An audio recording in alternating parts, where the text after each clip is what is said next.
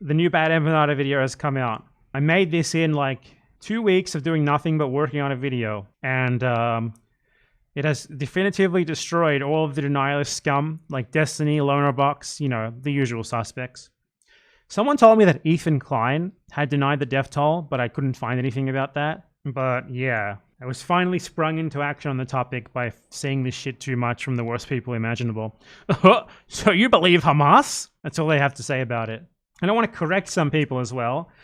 Comments that people are leaving on this. People are saying, for example, Simon Whistler, he's just a talking head. That's not true. For one, Simon Whistler used to be a talking head. Now he runs all of his own channels. Two, when he was a talking head, there was a very clear pattern to the things that he would choose to be a talking head for. Now that he has his own channels, there is a very clear pattern to the things that he puts on them. He's still kind of a talking head because he doesn't actually write his script. He pays people to write them for him, and he just acts them out. And I'm pretty sure a lot of them are ChatGPT quality. Like, there are channels that just post ChatGPT generated scripts, and most of him are indiscernible from that. Most of his are indiscernible from that, but he controls his channels. They're all his.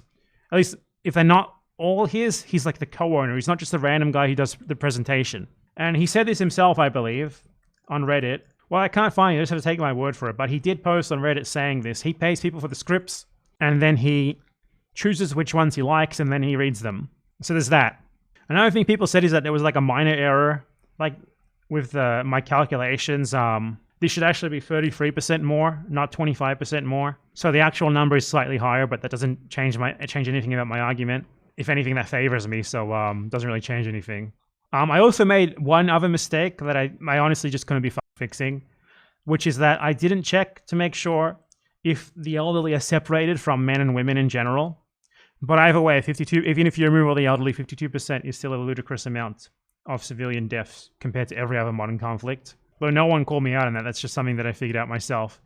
And then it was too late to fix it, so I just left it in. And that's about it for the mistakes, which are all minor and don't change really anything at all. Why do you guys just spam dumb shit in the chat? Like I try to be serious, but no matter what, it's like, for you guys, words like socialism, free Palestine, they get memes that you just spam.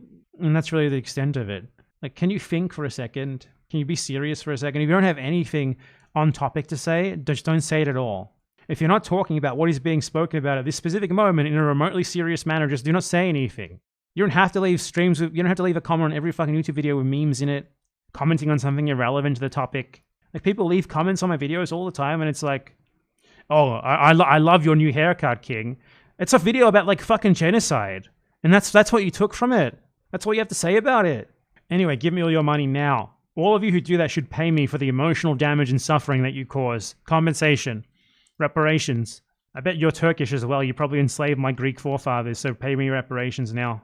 With your money, I will get enough to retire and be free of you all forever. I'll go into the wilderness, in the jungle, and I'll write a manifesto, but it won't be about how I hate gay people like Ted Kaczynski. If you do not give me your money, you need to write a 50-page form letter essay explaining and apologizing for not giving me all your money right fucking now. John Wick is extremely unhappy with you.